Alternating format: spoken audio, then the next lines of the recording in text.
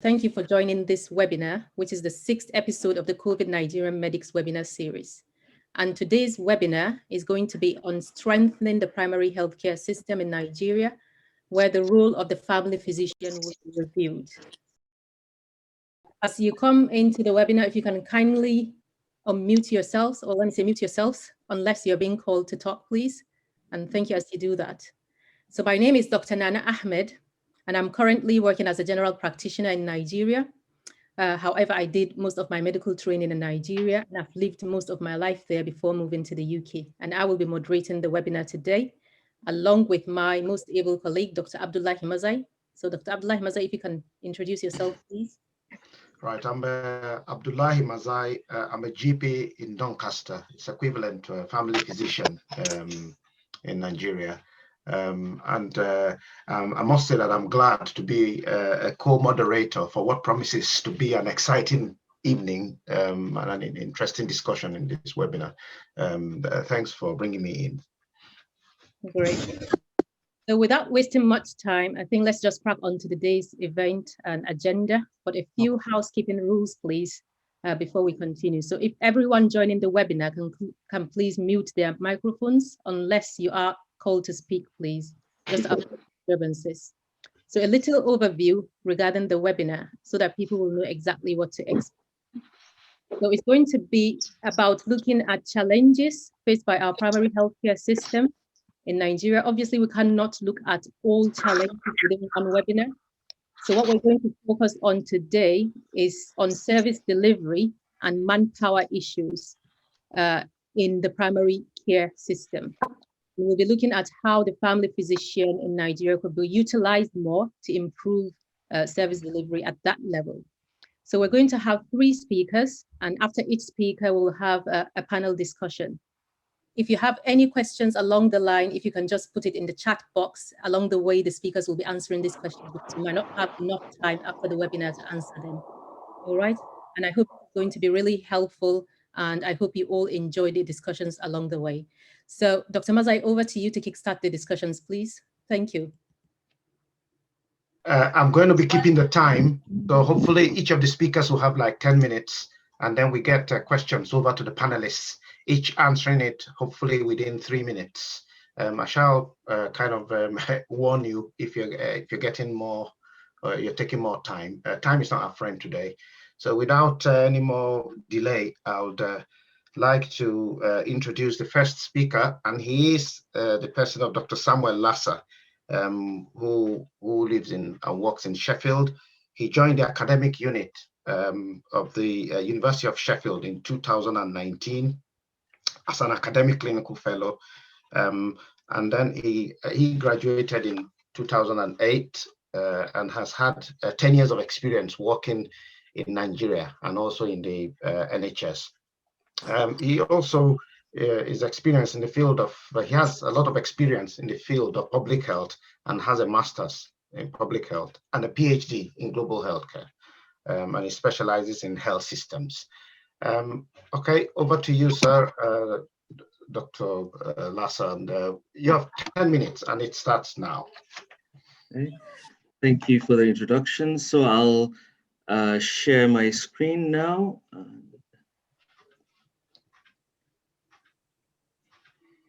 Okay, so what I wanted to talk about today was just trying to look at the intersection between what health is, the health discourse, and medical doctors. And I just thought that, you know, since we're talking about Nigeria and we're all mostly Nigerians here, let's focus on what the role of medical doctors was in the pre-colonial era and what the role of doctors is now. So, you know, in the West, before when we've had, before the introduction of medical doctors, they had other ways of seeking help. But it was not only till the 12th or 13th century where you had medical doctors come in and started offering services to health. And then they looked at doctors as learned intellectuals because of their training and because of their self-organized nature. And the fact that people So the point I was trying to make is that we've got medical professionals who they came out of existence because of the need for someone to offer good health to people in the West. Doctors have played a functional role in offering medical help to the sick as usual. And then out of that develops a certain level of power, because medical doctors have become the custodian of the knowledge when it comes to health. Gradually in the West, they've amassed a lot of power. But then when we look at post-colonial colonial countries like Nigeria, doctors came into existence in this kind of, by having power and prestige and status, because the post-colonial countries needed medical professionals to offer health services to their staff.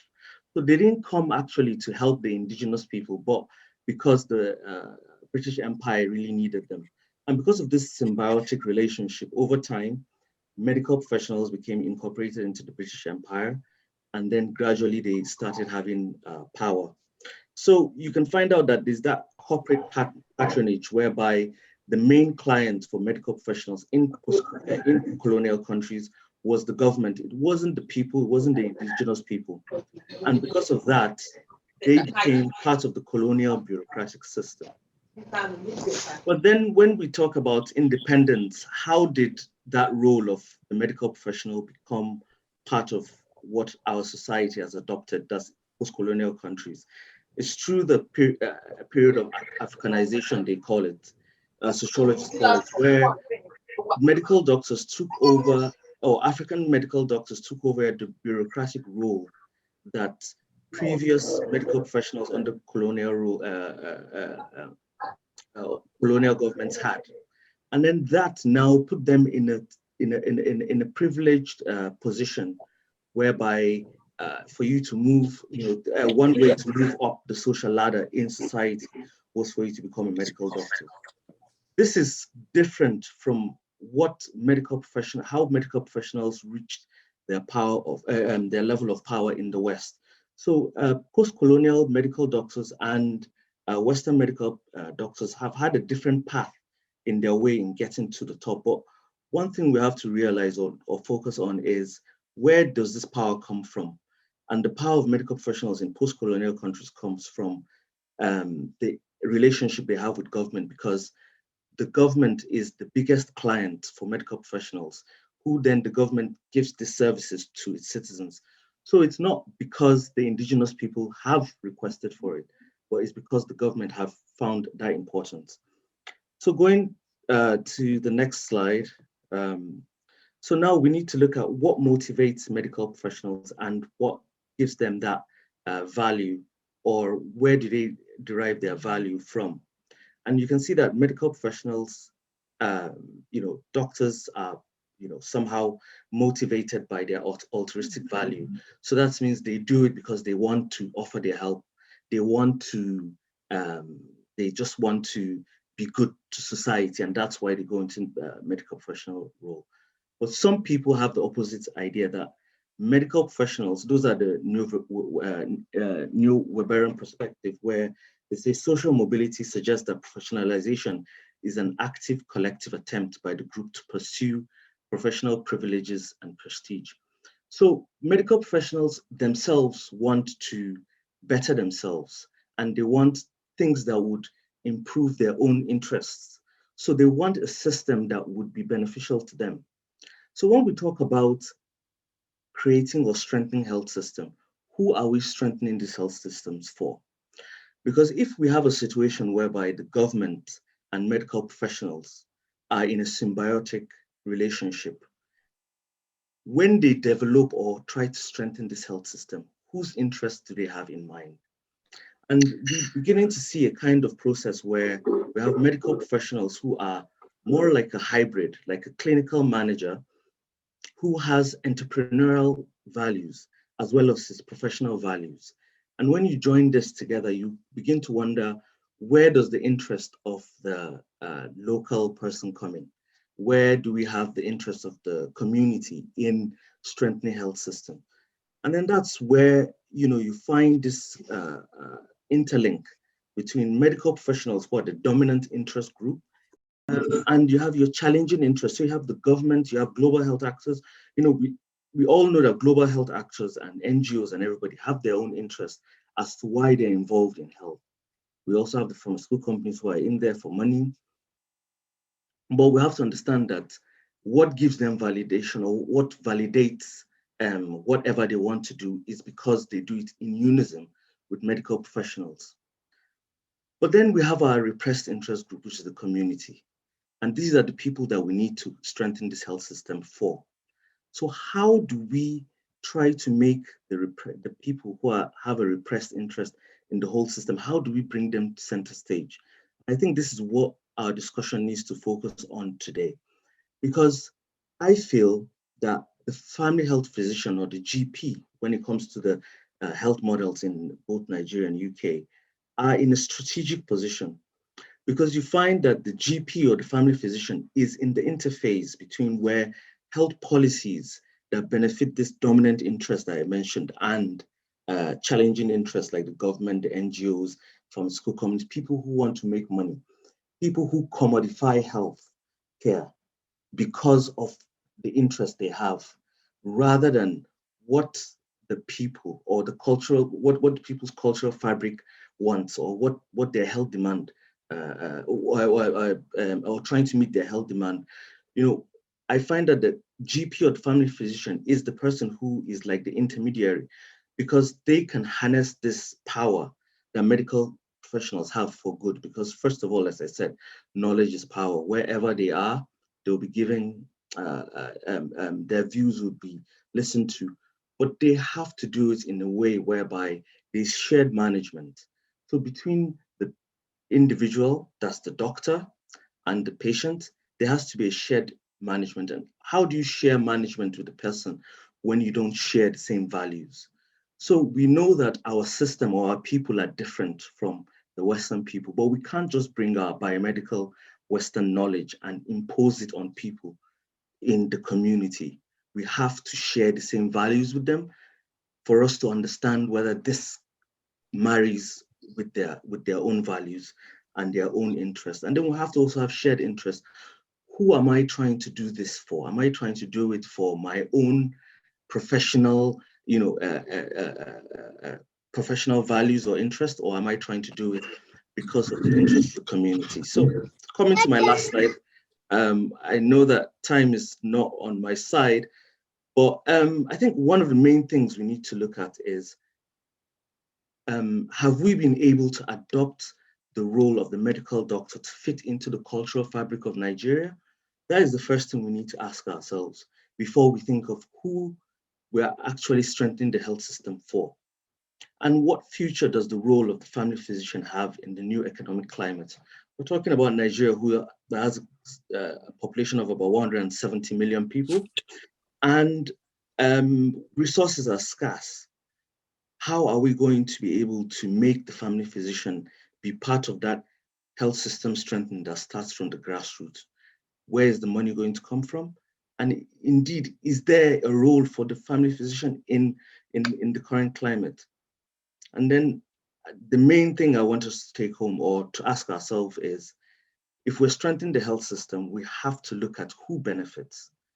Because a lot of times we strengthen the health system to make sure that our profession remains relevant. We try to fight to remain relevant and think that we're strengthening the health system.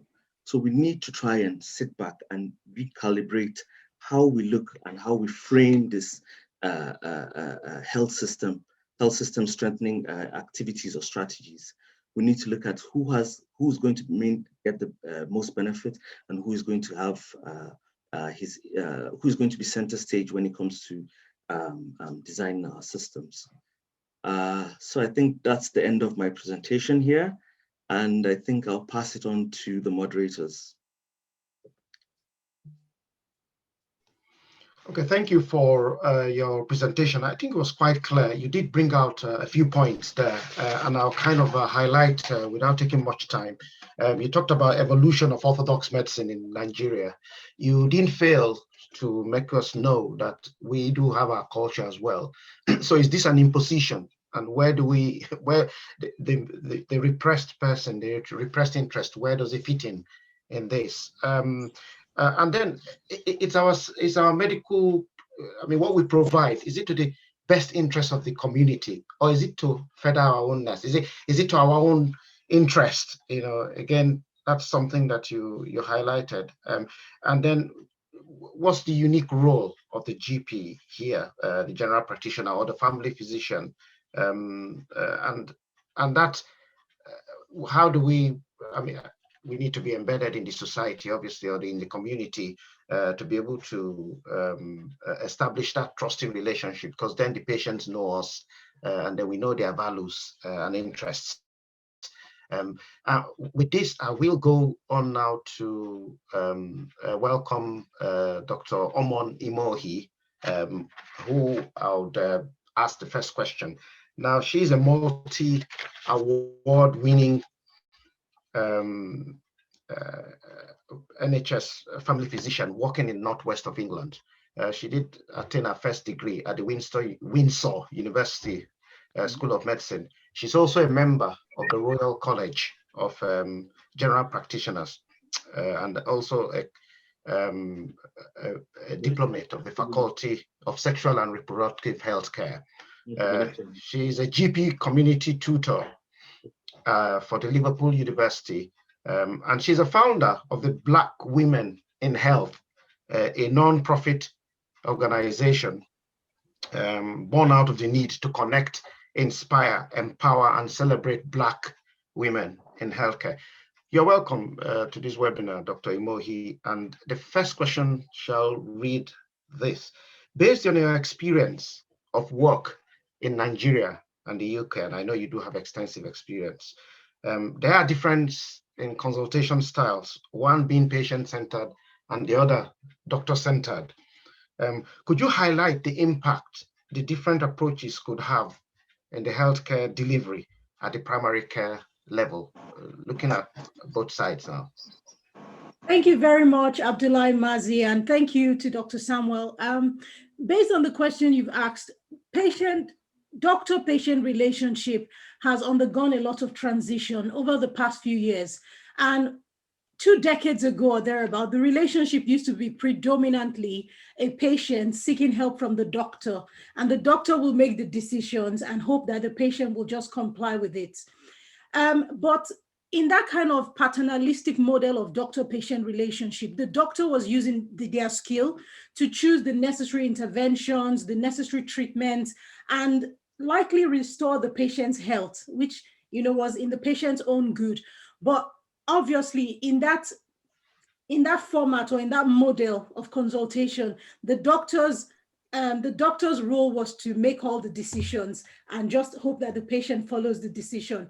However, the patient-centered or family-centered care actually encourages active collaboration between the doctor and the patient or their carers or their family.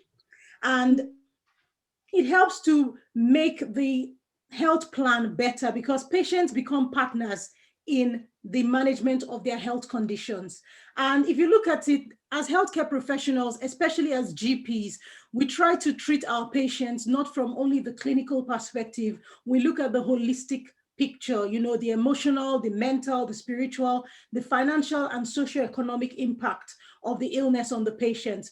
So most times, it's better, I would say, it's definitely better to manage patients in a patient-centered way because the mission and the values of the doctor and the patient is aligned.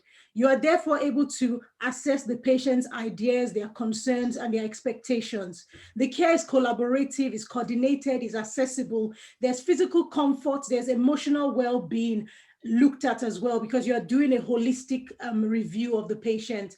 And then you can also involve the family or the carers for patients that have learning disabilities, patients that have things like dementia where they can't make their own decisions. Involving their family and carers in the care plan is really good.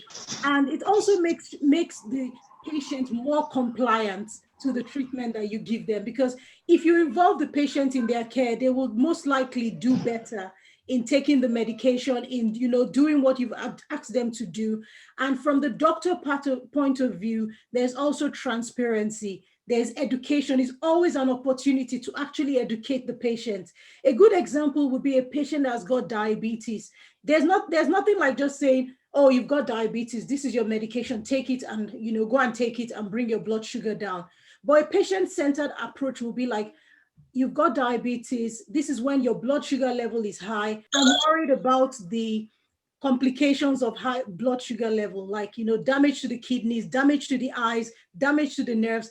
Talking like this will give the patient more information about the condition, and it will also make the patient understand the importance of why they actually need to be treated and why they need to comply with the medication. And that's why patient-centered care is very important. It therefore improves the satisfaction from patients, families, and their carers.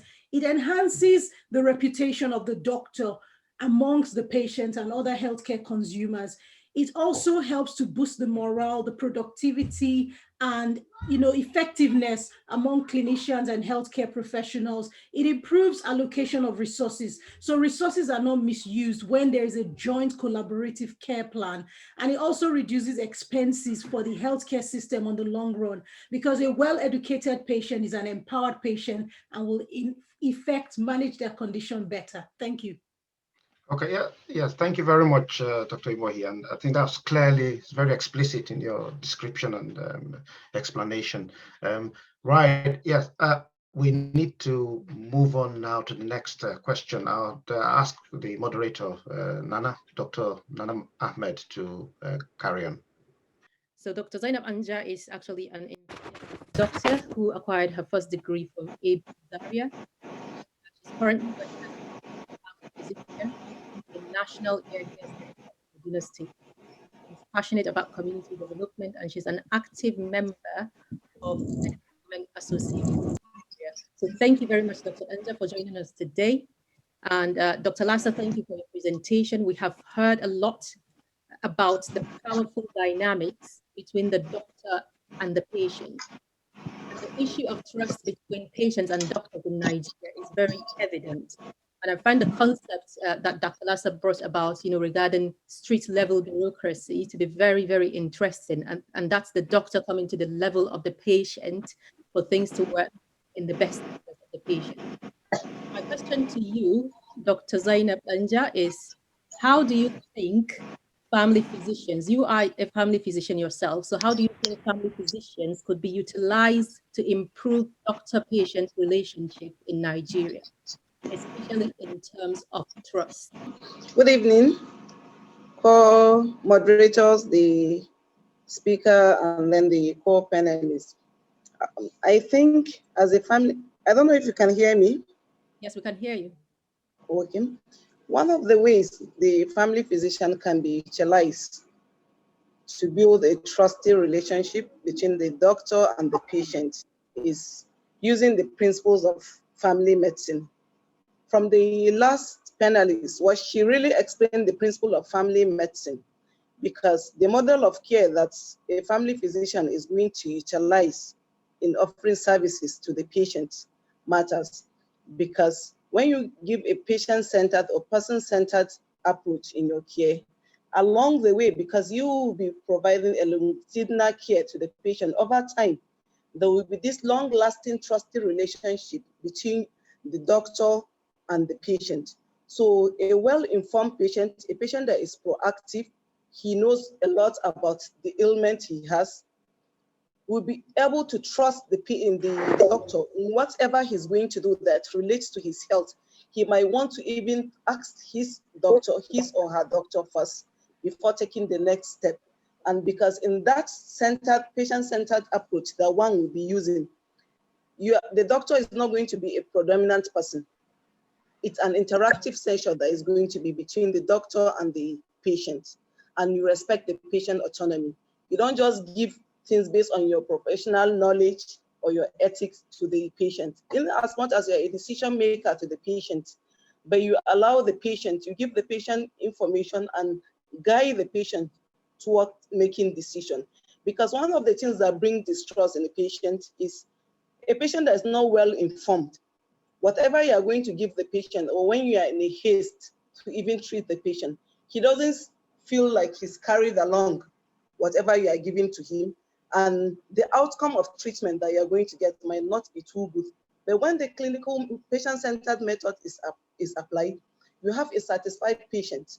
And because you know your patient and the patient knows the doctor, so whenever there is a problem, there is an open communication between you and the patient, either directly through you or through the hospital record. And a patient that is given a timely appointment, part of the things is long waiting hours that patients face in Nigeria. Make them to be frustrated. So whatever already, by the time you're going to see a patient is an angry patient. So whatever you're going to give the patient, you need to really buy the patient to really understand. At times he's even frustrated. All he wants is for you to just offer the prescription to the patient. But when you interact with the patient, he really understands what is wrong with him or what is wrong with her. At that point, you build a good trusting relationship. And the family physician that is accessible, or you have a healthcare that is accessible to the patient, you build the trust of the patient, because a patient that will take a long time to come to the healthcare facility will not even be able to coordinate how he's going to be treated. By the time he's seeing this doctor here, seeing the other person there, a disintegrated care will make the patient to be frustrated, and that will end up being like a distrust between you and the patient. By the time you coordinate the care the patient is going to have, you give the care is holistic, comprehensive, and along the way, if you have somebody that has maybe, because you see the patient either in disease or wellness, so at times there will be someone, okay, you have some health promotive things that you offer to the patient. Maybe those that have chronic medical conditions, you can offer some timely screening or vaccination to them. Your patient should be happy. Thank you very much. Thank you very much, Dr. Danja. You have said a lot, and I agree with all that you have said. There's actually so much to say, but because of time constraints, I think we'll move on to the next speaker, and who is in person of Dr. Zuhriya Muazu. So Dr. Zuhriya Muazu, she's a general practitioner here in the UK, but she obtained her MBBS degree from Bayero University, Kano. She then went ahead to get an MPH degree in management and leadership from University of Sheffield. She started working in the NHS, that's here in the UK, in 2014, and she has just recently completed her training in general practice. So you are very welcome, Dr. Zuhriya, and we're all keen to hear your presentation. Thank you. Go ahead. Thank you, Dr. Nana. Good evening, all. So following on from the previous discussions, what I would like to do this evening is to give you a glimpse of what routine day-to-day general practice in the UK looks like. Goes without saying that primary care forms the bedrock of the National Health Service in the UK, and general practice is one of the components of primary care. GPs pride themselves in forming lifelong relationships with patients and look after them from what we call the cradle to grave. And how I intend to proceed this evening is by telling you a story of a fictional family that I happen to look after and encounter during the course of a day within my practice. So let's meet Sally and her 6-week-old infant called Scarlett, who are my first 2 patients of the day. For Scarlett, I need to do the newborn physical examination, which is offered as part of the National Newborn Screening Program. In addition to that, I need to inquire about her general health, look at her growth chart, and discuss any feeding issues. We discuss immunization concerns that mom may have, which usually commences at 8 weeks and would normally be booked in with the practice nurse to have it done. And again, typically we book these same appointments with mom to do a postnatal check for her, which is quite comprehensive and covers both her physical as well as her mental health, and discuss any contraception options going forward.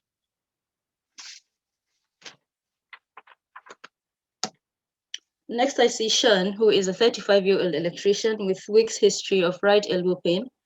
Examination confirms tennis elbow, but in addition to addressing his physical health concern and managing this tennis elbow, I'm also providing with a sick note, which happens to be his main reason for coming today.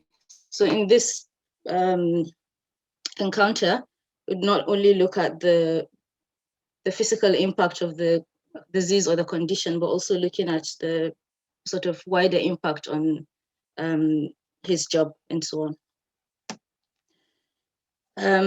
Next, I see Sandra, who has got a few chronic health conditions that require annual monitoring. And today she is coming for this review.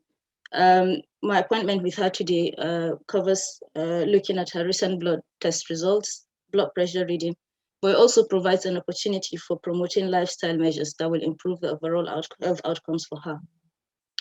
It's typical for patients who come to their GPs to have other concerns or issues of their sleeves, and they normally tell you this on their way out. So today she is worried about her elderly father who is housebound and is unable to come to the surgery. So I arranged to visit him later in the day. We will come to him in a bit. The typical working day is not just seeing patients face to face. We also do other sort of clinical activities, which would include reviewing investigation results. Today, I found a result for Sue Smith, which indicates the possibility of ovarian cancer. Now, I have to communicate this result to her and promptly arrange to see her, ideally on the same day, to arrange referral to secondary care for further management. We also receive messages, which we call tasks, throughout the day that need to be acted upon. And it ranges from prescription requests from patients to remind us to complete clinical reports or any other thing that needs doing for the patient. On today's task list, I have to deal with a bereavement. One of our patients has passed away, so I ring his wife, offer my condolences, and issue a death certificate for them to pick up so that they are able to register the death and take the next steps. Again, so what we also do is looking at letters that come back from other services that we have referred or who are involved in looking after our patients. Typically, they would have some of the letters back from consultants would have some actions to be taken. So an example would be if we refer the patient to rheumatology clinic, they get comments on medication like methotrexate. Once the consultant stabilizes them on this medication, we get a referral back to continue managing their condition and continue monitoring it. They're still seen at the hospital, but we have this routine checks and at intervals to try and detect any abnormalities that may need addressing sooner. We also have slots for telephone callbacks. And an example would be one I have today from a nursing home close to us, where Sarah, a 90-year-old patient, is sadly passing away. And because we have been seeing her over the last few weeks, we have done, assessed that she is coming to end of life and have put in place what we call anticipatory medications to try and manage her terminal symptom after a discussion with her patients and agreeing that it is in her best interest to keep her in the nursing home. And the reason for the phone call today is the nursing home team would want us to change this into a syringe driver, which will enable her get the medication over 24 hours.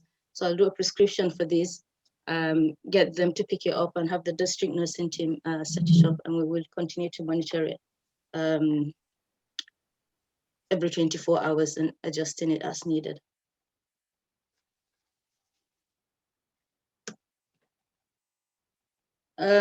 Later in the day, I go on the home visit and see Simon.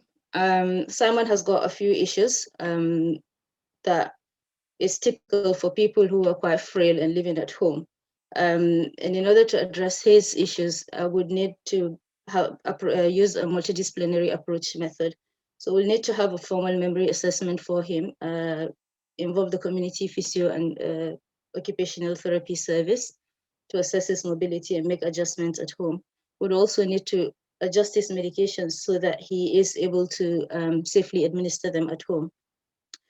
And if he is struggling with looking after himself at home, we encourage families, and where patients do not have families, we directly get involved, through to adult social services and try and arrange what we call carers for him to come in and assess and help during the day. And the aim would be to try and keep him as independent as possible at home. At lunchtime, normally we would have catch up with colleagues, educational sessions, multidisciplinary team meetings, and then complete any outstanding tasks from the morning that we need to sort out. In the afternoon, I see Sue, who comes in to discuss the abnormal blood results. Of course, it is bad news to her, and we understand that this is going to be a tricky period for her. So my role, in addition to processing an urgent referral to her, for her, would be to try and keep my doors open, essentially, and see her and support her throughout the journey. I also see Stephen, who is about 45 years of age, struggling with his mental health triggered by loss of job. And he has been drinking more than usual.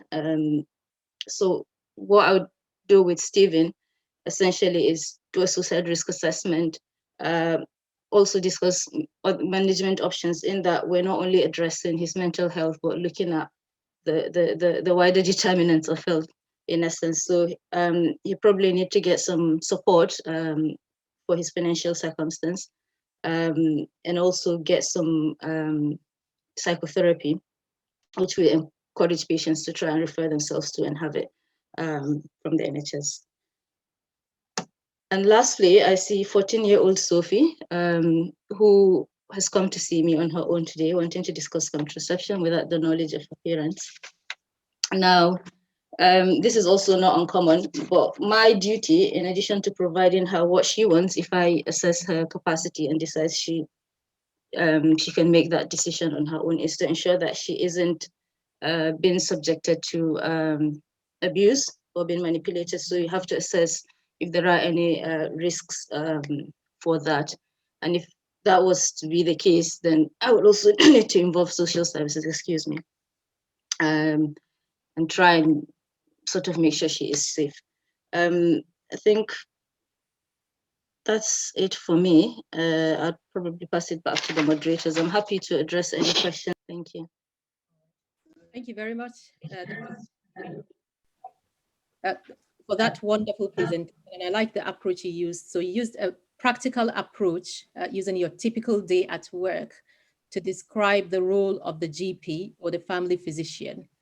And just listening to you, I have been able to deduce a few roles which you have mentioned, and this encompass, going from the basic essential care of primary health care, from immunization, maternal and child health, chronic disease management, to even more complex things like palliative care. So I think that the role of the GP is quite unique, because the GP is the only healthcare professional that is able to offer continuity of care as well as coordinate care between different levels of healthcare.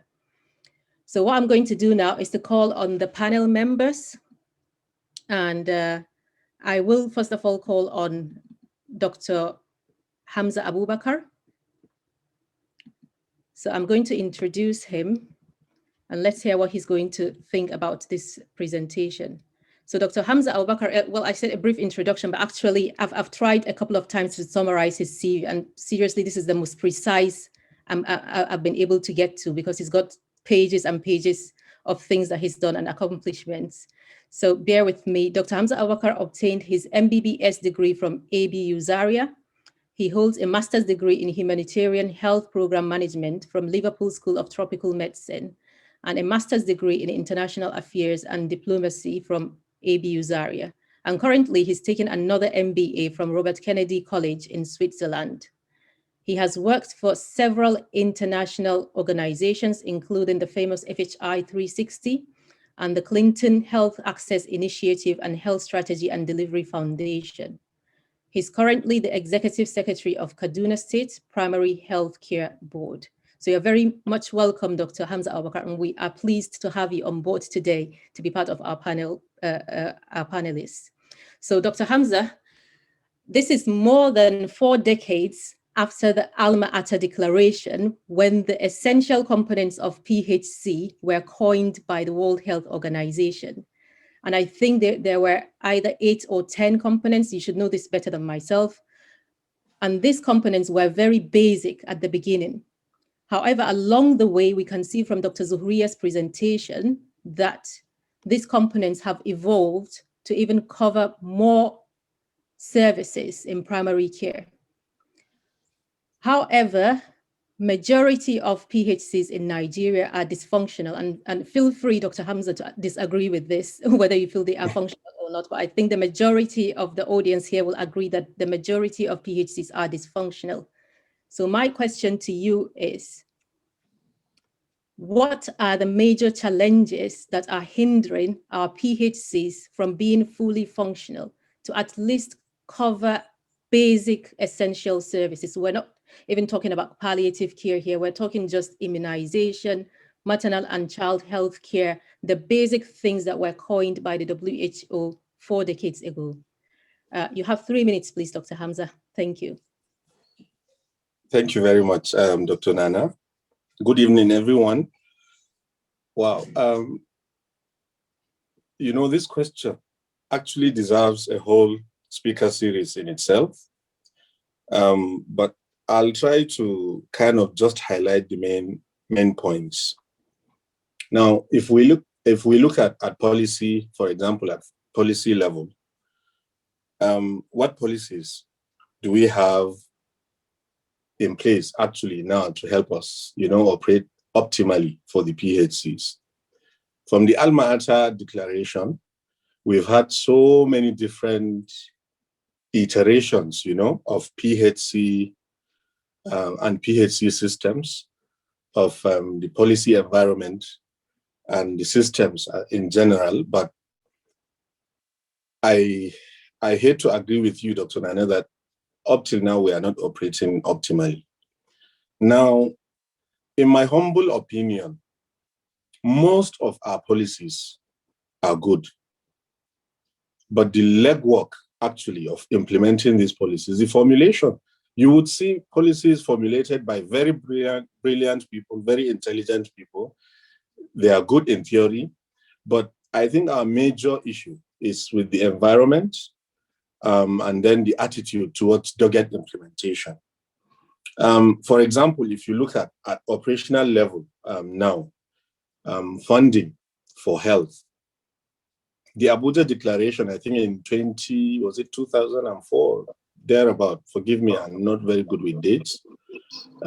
We all agreed that we will provide 15% funding for the primary health, for health, you know, from our state budgets and from national too. How many of our states right now in Nigeria have, this 15%, have achieved this 15%? And then if you have the 15%, how many in terms of budget implementation, you know, are up to even 50% of implementation? Now, I don't want to go into this one, but let's look at other issues. Contextual issues. If you come down to earth here in our environment, most of our primary healthcare centers are located at the rural area. Now we have security issues, which are contemporary, but looking at the long-term situation of how PHC systems were, they used to be, the governance of primary healthcare systems used to be, you know, so haphazard that you would struggle to actually pinpoint who is responsible for what. The local governments had ownership of the PHC system. In the Ministry for Local Government in some states, you have departments for PHC, and then you have the Local Government Service Commission, you know, having control over the staff of PHC, who are supposed to be staff of the local government, you know, and then the primary health care, the Ministry of Health has its own Department of Public Health. In some states, even Department of Primary Health Care.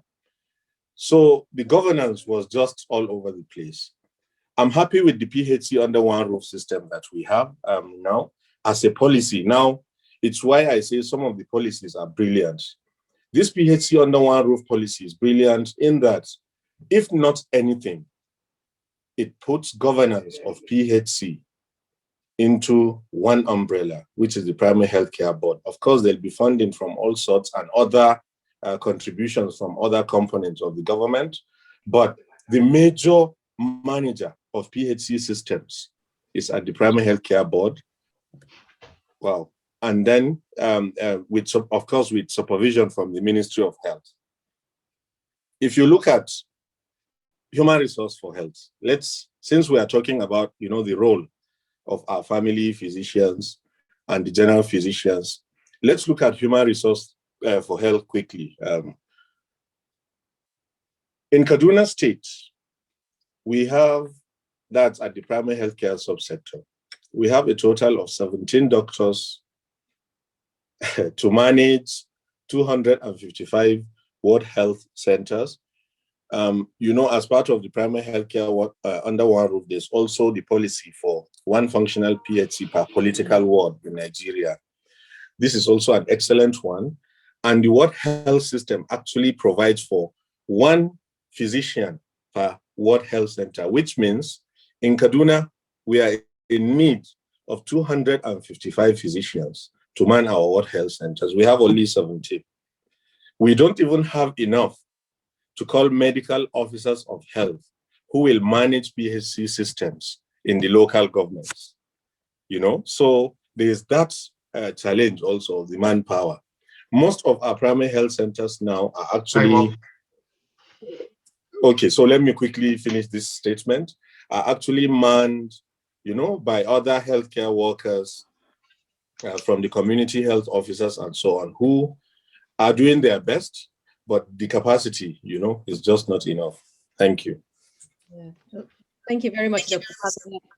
Due to time constraint, I'm sure you got a lot to say regarding this, and there is actually a lot. It might be a whole day discussion because there are so many challenges there, but you've mentioned about funding, implementation, manpower issues.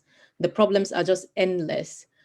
Well, this webinar is being recorded and we hope it gets us somewhere, as we are not here to discuss and disperse. So hopefully we will get where we want to be. So Dr. Mazai, over to you to discuss with the next panelist. Thank you. Okay, thank you very much. I've noted comments from Dr. Hamza Abubakar. It is clear that he had lots and lots to say, and the time wasn't just there. The next question will go to Dr. Abdulrahman Jimeta, and I'll just say that he's a graduate of the prestigious Ahmadu Bello University, Zaria. He's a fellow of the National Postgraduate Medical College in Nigeria under the Faculty of Family Medicine. He's a member of the West African College of Family Medicine, and he holds a master's in international public health from the Liverpool School of Tropical Medicine and Hygiene. Okay, and he's a diplomate of the Tropical Medicine and Hygiene from the same. He's a consultant family physician with the Department of Family Medicine, AKTH, Saminu Kano Teaching Hospital, and is currently the Executive Secretary of Gombe State Primary Healthcare Development Agency. You're welcome on board, sir. And I must, I'll go straight to the question. Now, the last speaker did mention quite a lot of problems listed. I would go straight ahead to ask you, what are the because of time, you probably have other things to add on top of that, but what are the practical solutions to solving these problems that have been highlighted by the previous speaker? Your time starts now, sir. Okay, thank you very much. Good evening to the presenters and also to other panelists. Let me just start by giving a background or an introduction that the World Health Organization has noted that physicians with specialization in family medicine or general practice are usually an essential part of effective approaches to primary care. And primary care services like clinics are struggling to cope with high number of patients and that present with undifferentiated problem, multimorbidity, and serious illnesses. And 80% of these consultations are usually handled by lower cadre staff, community health workers, and to some extent in our primary healthcare centers, environmental health officers who have kind of brief training and they cannot cope with the complexities of the morbidity that present. Similarly, we have non-communicable diseases that present there, and usually at that level, there's no adherence to guidelines and emphasis usually on prescribing rather than providing comprehensive management. So what am I trying to say? Just like Dr. Zaria Muaza has mentioned, countries like Brazil, Cuba, and other Western countries have primary care physicians at the primary healthcare level, and that is why they have better health outcomes, decreased morbidity, mortality, increase in life expectancy, decrease in cost of care, and overall better health outcomes. So what are the roles of a primary care physician in solving some of our issues here in Nigeria? One, he has a critical role in advocacy. We have professional associations, SOFON. They have to advocate to policymakers and political officers of the critical role the primary healthcare physician has at the primary healthcare level. Two, that is leadership and governance. My colleague Dr. Hamza has mentioned. The family physician has to assume leadership roles at SPHC boards. Dr. Hamza mentioned of issues of funding. There are funds. Funding is being provided by donor agencies, but because donor agencies usually provide vertical programs and usually operate in silos, so there is no integration in these services, and this usually leads to inefficient use of resources or sometimes duplication of service provision. But the family physician, by his nature of training, knows how to integrate services for better efficiency. And the third but not the least is the issue of training. We have to ensure that we provide enough training positions for resident family physicians and ensure that resources are available to ensure that these trainings are secured and they are made available to so many doctors that are aspiring to be family physicians. There are so many issues: lack of implementation of policies, human resources for health policies, tax shifting policies. There are so many that we have to really overcome if we really want to efficiently utilize family physicians at the primary healthcare level. Thank you. Thank you very much. Thank you very much, Dr. Jimeta. I think it was clearly highlighted, your points. In terms of solution, yes, you did add a few other problems: advocacy, leadership. Where is the leadership? Lack of implementation of policy, and also training being an important, obviously, thing.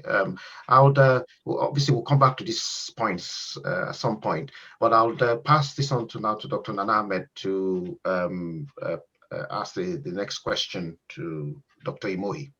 Okay. Go ahead, please. Just before I ask Dr. Imohi the next question, I just wanted to alert the speakers, Dr. Samuel Lassa. Yeah, there are some questions piling up in the chat. If you can kindly have a look there so that we can start to get them answered. Okay, so over to Dr. Imohi. So Dr. Imohi, you have worked for so many years in the NHS here in the UK.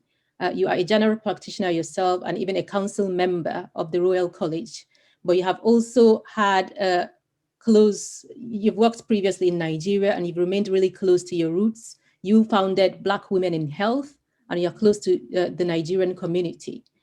Looking back home, there is a massive manpower issue in the healthcare industry. And in as much as we want to recruit more family physicians down to the primary care level, we just do not have the numbers. However, there are thousands of Nigerian doctors in the UK, and among these doctors, there are many of them who are qualified general practitioners, and that's the equivalent of family physicians in Nigeria. So my question to you is, what is preventing UK-trained GPs from returning to Nigeria to take up roles as family physicians or to play similar roles? You have 3 minutes, please. Thank you. Thank you, Dr. Nana. Thank you to all the speakers so far. So basically, I think the same reason why diaspora doctors don't want to relocate back home or can't in some situation is the same reason why they leave in the first place, or why more are leaving in the first place.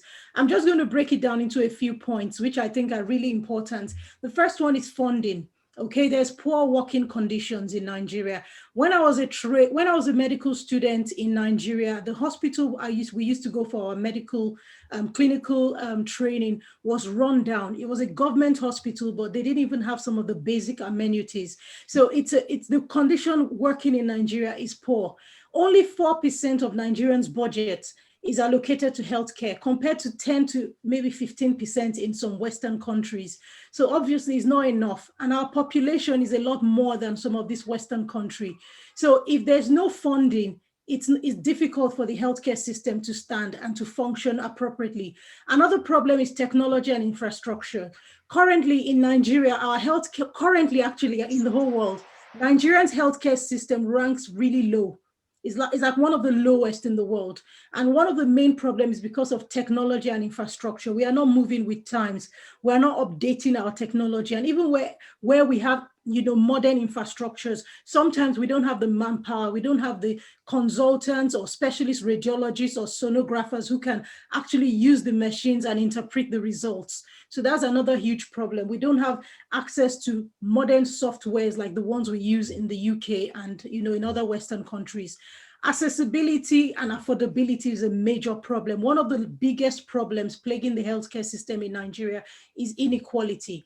There's no equality of healthcare system in all of Nigeria. So like in the UK, there's GPs everywhere. The hospitals are of the same standard in every city you go to in the UK. There's accident and emergency everywhere in the UK. It's affordable because you can get free care at the point of contact, and even through cancer treatment, maternal care, child care, elderly care, even prescriptions for certain people are free over the age of 60 for children up to the age of 16, and for maternity, maternal care. So anyone who's pregnant till a year after the pregnancy, you have free healthcare, free medication prescription. So basically, if it's not affordable, that's a huge problem, and it falls back on the doctor. Capacity is a huge issue.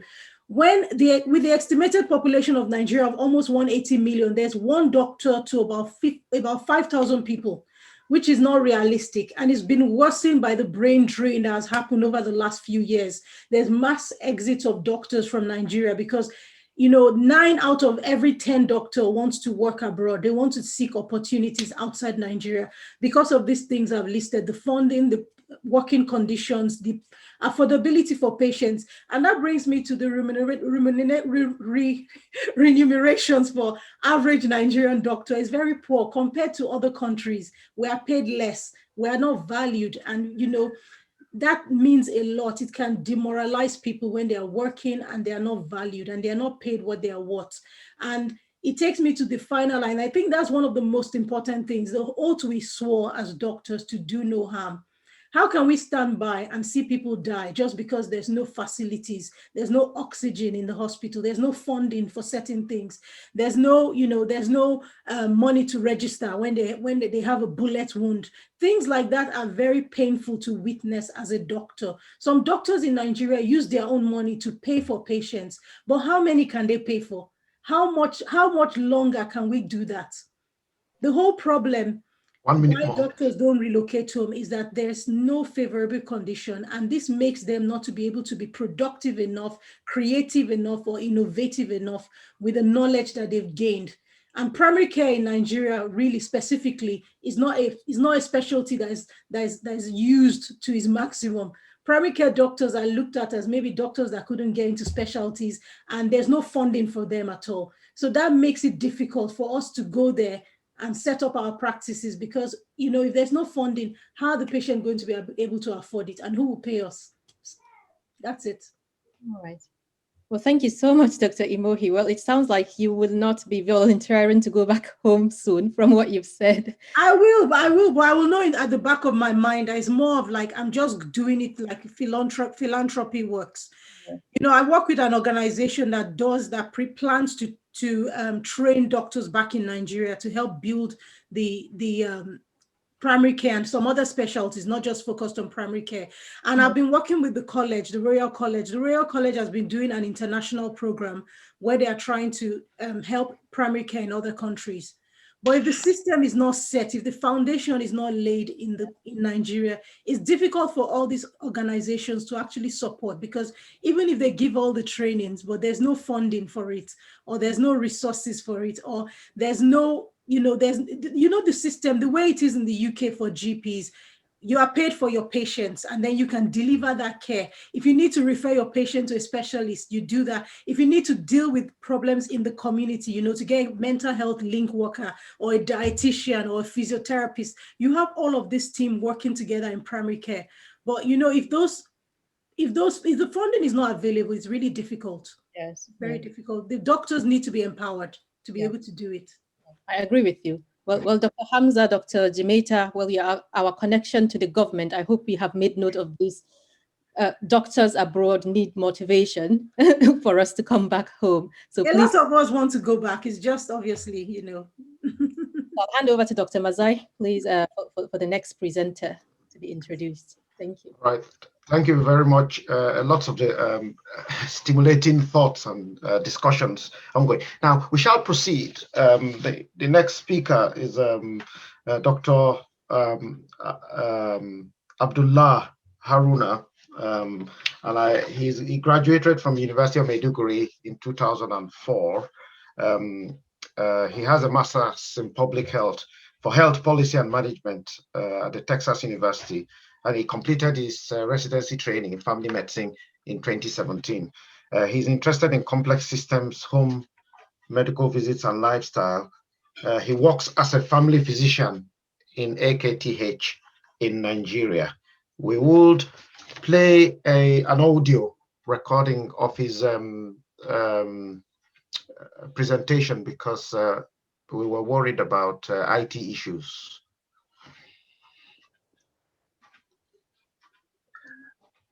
Hello, everyone. I'm Abdullah Haruna, and I'm going to take you briefly into the slides, about 10 minutes. I'm going to talk about the challenges facing the practice of family medicine in Nigeria through the perspective of primary healthcare strengthening. These challenges are minor components of a system within systems, and their effects can be seen, in various spaces temporally and in various magnitude. And so evaluating them in isolation may seem to be a reductionist approach. It is a caution, actually. So to better understand them, we have to regard them as components of a larger complex entity, which is so let's go with the policy challenge. In Nigeria, we tend to have comparatively good health policies. And since the pre-colonial era, we've had frequent revisions to suit the status quo. However, these policies, they either fail to address the rural versus urban variance or the grassroots of our problems.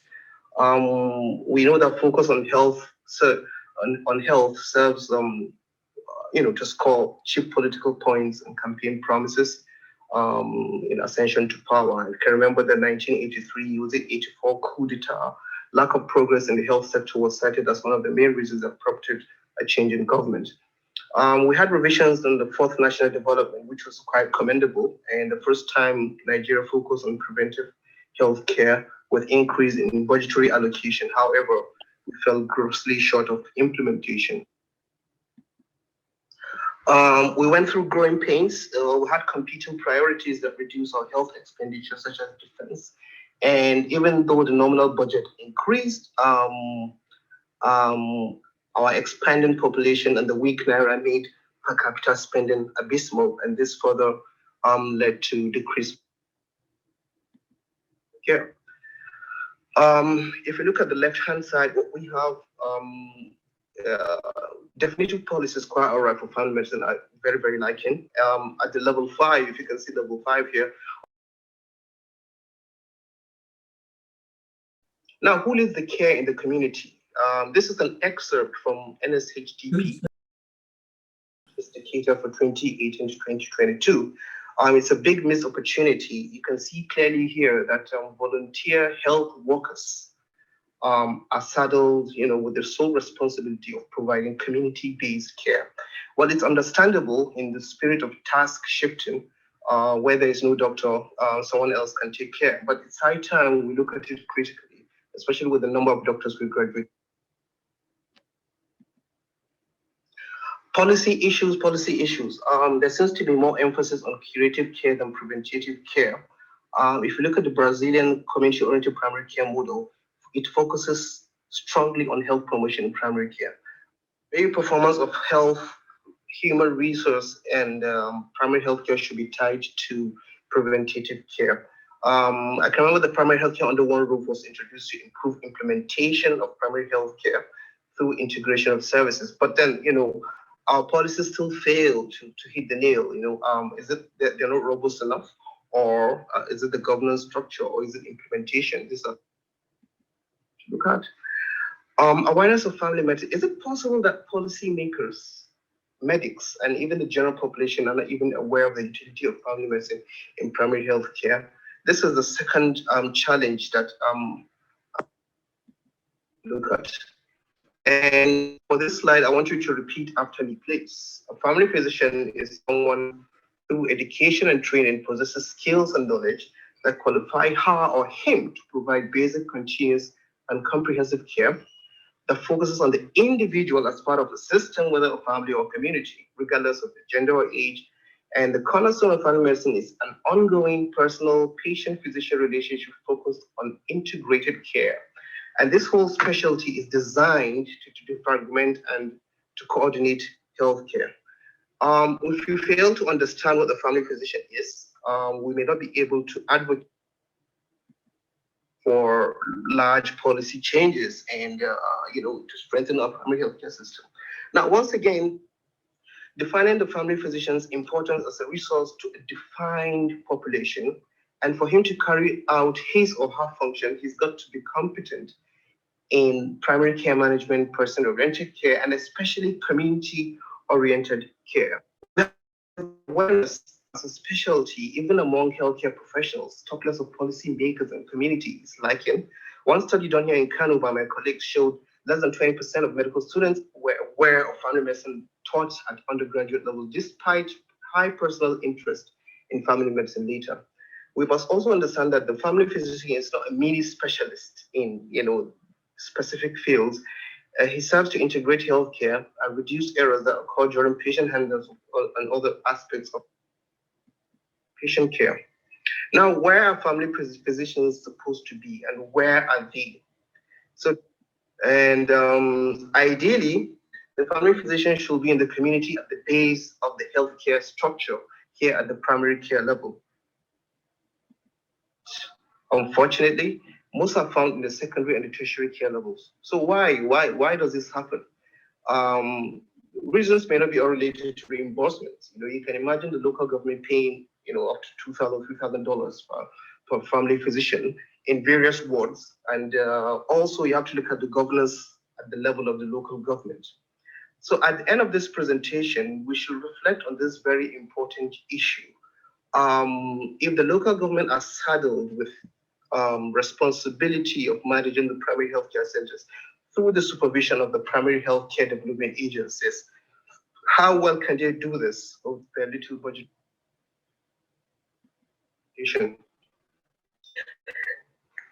Can the rural doctor have basic amenities like his urban contemporary? How will her family fare? What about other professional opportunities? Well, except if that family physician is a farmer, he will prefer the rural community. So even those that defy all these odds, I want to stay in the rural area, they tend to complain of inadequate manpower. You may be the only physician there. You don't have nurses. You may have one or two CHUs mean community health extension workers to work with. You may not have enough infrastructure to work with, and that becomes frustrating. And the effects of this skewed distribution, that is high distribution, high numbers in the tertiary level and low numbers in the primary level, can be observed in the high cost to the system, high cost to the patients, difficult logistics, and even impacts negatively on community development. So this becomes a vicious cycle, and it continues if left unchecked. For the lack of a better word, I call this training practice mismatch. Now it seems there tends to be incongruity between what we are trained to do and what we actually do. Anyone practicing in a tertiary center will tend to agree with me with this, and it's frequently cited as one of the causes of frustration in family. Now let's look at the reality. Being in the supra-primary centers, that's secondary and tertiary, restricts you access from the mainstream community. That is, when I say the mainstream community, I mean those who are really, really in need of you. And you tend to practice in siloed systems, and that prevents care coordination and it limits your skills.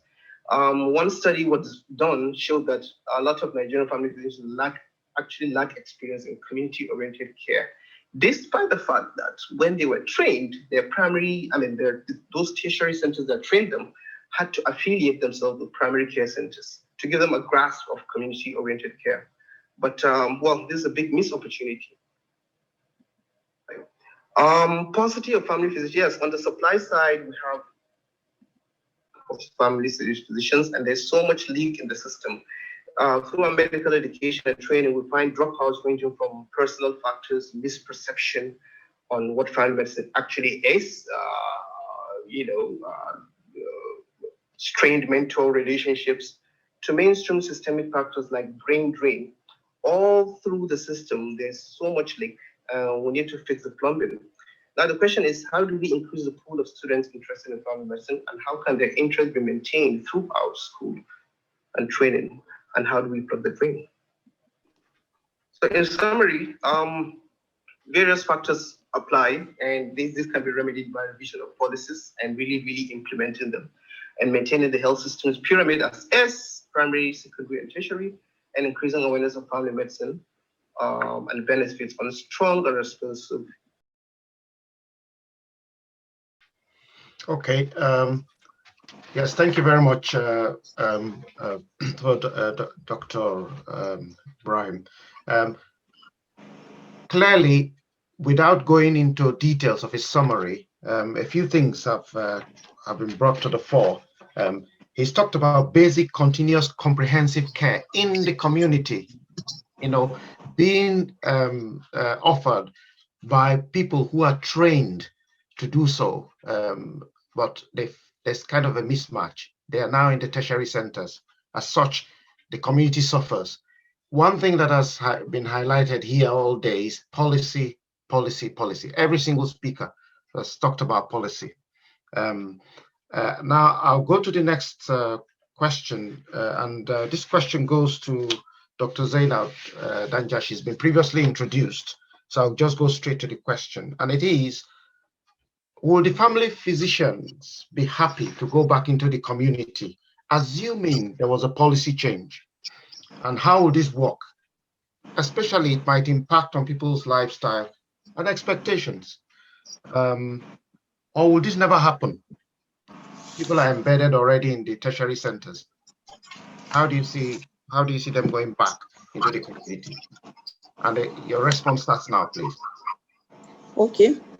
Thank you for the question. I think a family physician should be happy to go back to the community, because one of the things as a family physician that we go through, it's like a grassroots care that we're being taught. So you should be able and be ready to offer those services after you are being trained. Because if the right policy is there, the correct funding is there, and the facility, the structure, and other resources are available, why not?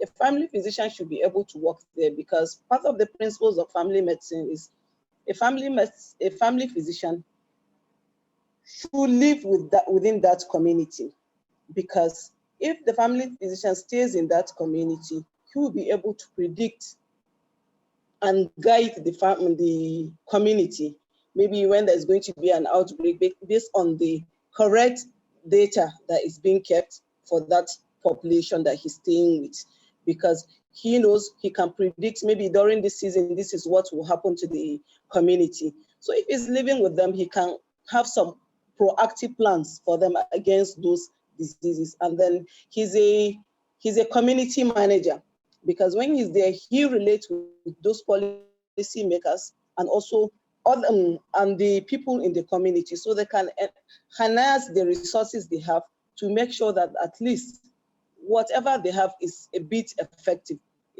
In as much as other panelists and speakers have mentioned a lot of gaps that we have at the community level, because if you are well trained, you have put so much resources into your training, and then at the end you go back to where maybe what is being paid to some other people that are at different level of care is not even a quarter of what you will get, and you are not sure of when you are going to get it, because there are a lot of factors that may not allow the family physician to consider that. But if everything is in place, because I myself have worked at secondary care level, which is just like, and then related with some primary health care centers, and I've worked in the community along the way where I was at the state level, because I was able to do some LQA surveys at the primary health care. So if you have enough manpower, because a family physician should be able to work at the different level of healthcare, the primary care and the primary healthcare, the secondary and the tertiary. At the primary healthcare, because as Dr. Zikriya said, if you look at it, maybe in the UK, there is tax shifting or capacity building to other workers. So a family physician will be able to offer that first contact care and also supervise other healthcare team that are working with the family physician. But when you keep a family physician and you overwork the family physician, and then the remuneration the person is going to get is not even enough, you are not sure of security. He has his or her own family to manage. So if the condition is favorable, why not? The family physician should be happy to have a healthier community, because as you are trying to strengthen the primary health care, you are not only strengthening the resources or the structures. You must, I think what Dr. Sam was trying to ask, who are we strengthening? Is it the healthcare professionals or the health facilities? I think it's both that need to be strengthened, because when you look at it, when you talk about universal health coverage, you want to give an equitable, accessible healthcare without any financial hardship to the individual that is going to access that healthcare. And that healthcare should be of good quality and it should be safe. So when you don't have enough manpower, people that are not even competent to treat the patient that is coming to that facility, you see there's going to be some distrust, and then they will not achieve that universal health coverage that we are talking about. And even talking about strengthening the PHCs would not be achievable. But when you have the competent people there, I think people should be ready. Other people should be motivated to also come and work there. All right, thank you very much for your response. And it's quite, I understood all you said very clearly. All hope is not lost. People are happy to relocate, provided the right thing presents itself in terms of comfort, in terms of policy, in terms of structures and all that. So I think the viewers are clear, will have clearly understood what you've said. We will go forward to the next question, and this will be by Dr. Nana. Thank you, Dr. Mazai. So my question will be going to Dr. Abdulrahman Jamita. So Dr. Abdulrahman, I'll just go straight onto the question because we're running out of time now. So far, we all think family physicians need to be utilized more in primary care, and sometimes talking from afar, it might look easy, but we don't know the logistics, the practicalities of doing this without looking at the bigger picture. And that is like practicality from the government point of view, how realistic it is, how feasible it is to do that. Dr. Ibrahim has talked about funding, like salaries of family physicians coming more from the state and federal government. So that's an issue since primary health care is under local government. So my question to you is, do you think this is feasible for us to push more family physicians to the primary care level? Do you think it's a feasible thing from a government and policy point of view? Thank you. Can you repeat the question? Yeah, definitely. So I was saying that we've agreed here so far that family physicians need to be utilized more in primary care, but we've been talking as if it's really easy just to move them from tertiary centers or from secondary care centers to the primary care level.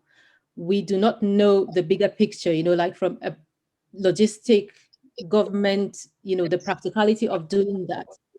What Dr. Abdullah Ibrahim had mentioned in his presentation was the issue of funding to cater for these physicians, with most of them being paid by the federal and state governments. Us pushing them down to PHCs might mean that some of this funding need to come from local government. So we don't know the practicalities and logistics of doing, making all these changes. So I was just asking how feasible to move family physicians to the primary healthcare level.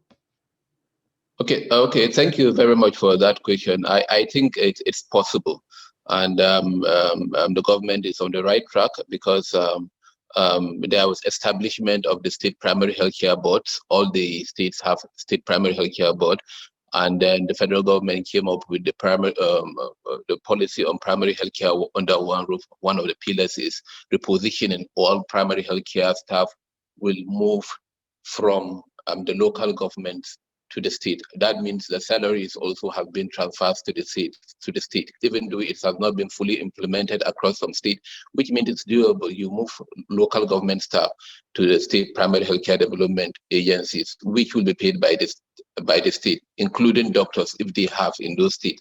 So, but what are the issues? What is preventing family physicians from relocating back from the federal government or state government to the local government? It has to do with funding. We have to have policies in place that will attract and also retain the family physicians at that level in the community.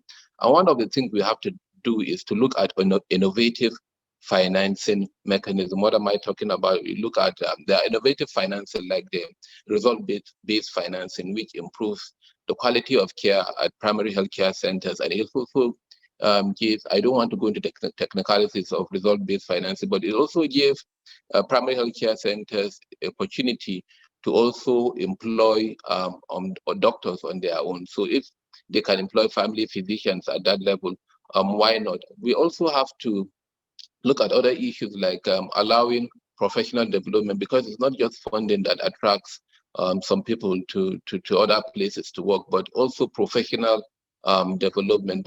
But funding is really key. We have seen doctors moving out to other countries where there are wars, but because there's good funding, they tend to go and live in those places. So I think we have to really focus on funding innovative financing. It's very important. Thank you.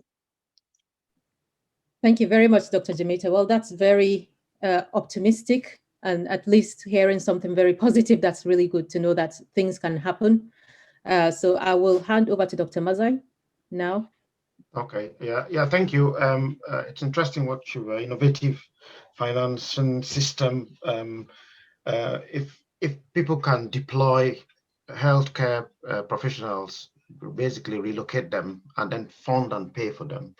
That leads to the next question, and this goes to Dr. Hamza Abubakar. And the question is, do you think then that there's any specific healthcare model that could be developed to improve the situation?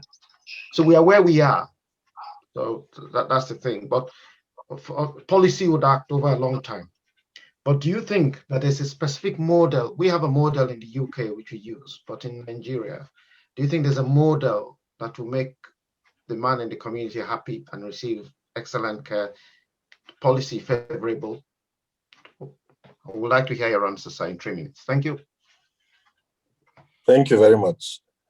So just to maybe draw our attention to this issue of policy, I think we should be careful with issue of policy because even the policies that we have right now, which are, like I mentioned earlier, excellent policies, we've not implemented.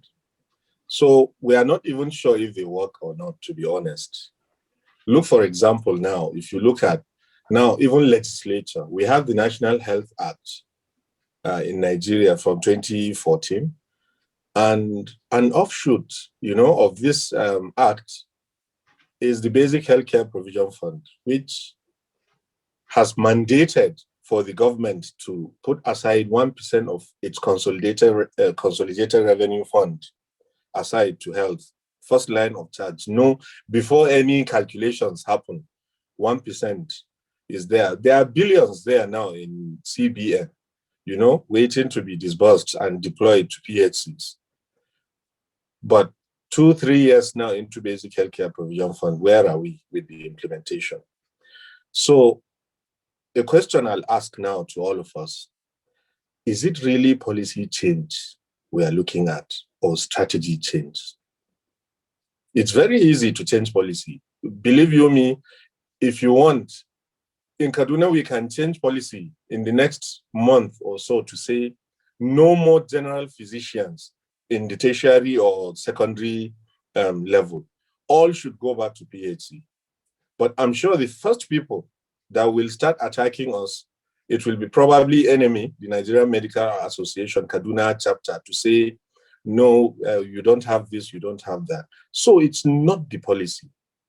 I think, in my opinion, we need just tweaks, a few tweaks, of what is our strategy, how we implement these policies. I'll give you an example. I'm happy Dr. Abdurrahman mentioned, something about alternative sources of funding. Our reliance on government funding, especially at the PHC level, is too high. It's too, in fact, it's the sole source of funding, I think, the sole mechanism of funding for the PHCs, the government, There's not a single public-private partnership now, at least for Kaduna State, I can attest, that's looking at what PHC is doing. And even the contributory, for example, the contributory health scheme, that we have, we are having to compete with private hospitals who have doctors, and in the PHCs we don't. And the law says people should choose wherever they want to go. So naturally, you would choose a place where, you feel there's a doctor. The doctors do not want to go. The 23 medical officers of health we had deployed, to the primary healthcare board to stay in the local government, not even at the PHCs, just in the local government headquarters. Before they even assumed, I think about 4 of them gave one excuse or the other and just, disappeared. So we have that challenge. I think we need to, first of all look inwards, look at, our attitude towards what we really hope to achieve in the service provision that we are hoping to give, and then see how we can all together, I think, improve the system. We have primary health centers now that can comfortably recruit doctors because of the Basic Healthcare Provision Fund, like I mentioned, and the contributory health scheme. Sorry, in Kaduna, we call it contributory health scheme, but generally I just mean health insurance, the state health insurance. We have facilities now that have enough money that can actually recruit doctors. We are working towards that. And then if you look at infrastructure, there was a lot of mention of, the urban-rural dichotomy. This is a real, even the rural people are moving away from the rural areas to come to the urban. Not to talk of doctors, most of whom, I don't know if I don't have, the evidence for this, but I would assume most of us, all of us were trained in the urban, areas. And I think a big number of us were raised in the urban areas. How many of us are actually willing, to take employment, no matter how much is being paid? Because for our PHCs now, we've built living quarters in all the 255. If not for COVID, by now, we would have had solar power for all the and not just this, not this solar power that can't take normal electric bulb. I mean 10 megawatts, of power to be generated, huge investment.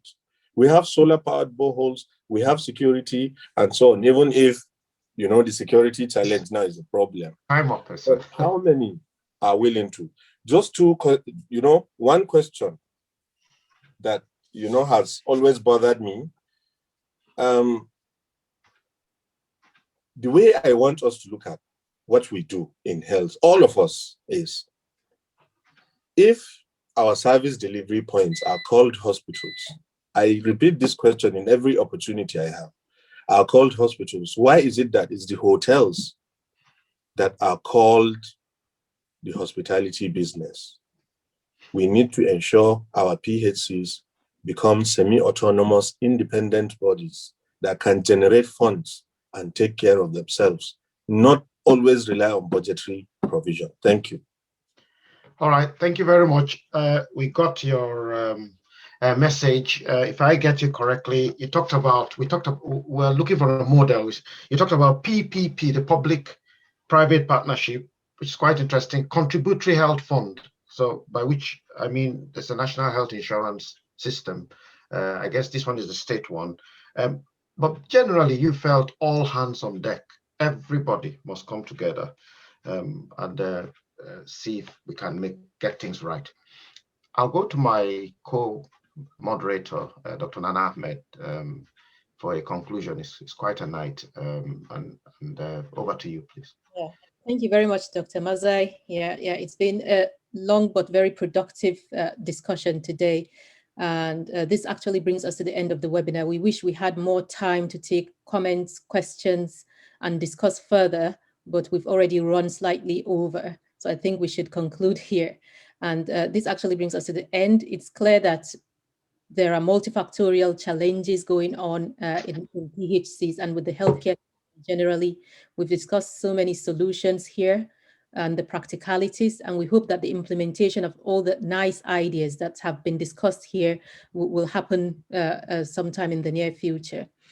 This webinar has been recorded and will be available probably in a few days on in YouTube. You can also follow our COVID Nigerian Medics. There are platforms on Facebook, Instagram, and on Twitter, and you should be able to see more alerts regarding our future webinars. Our next webinar will be, sorry, I'll just get that.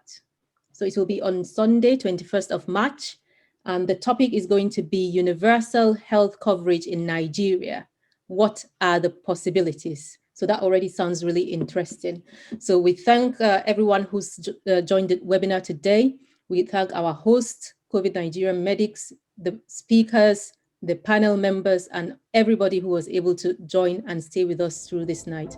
Thank you very much, and enjoy your week. Thank you. Have a nice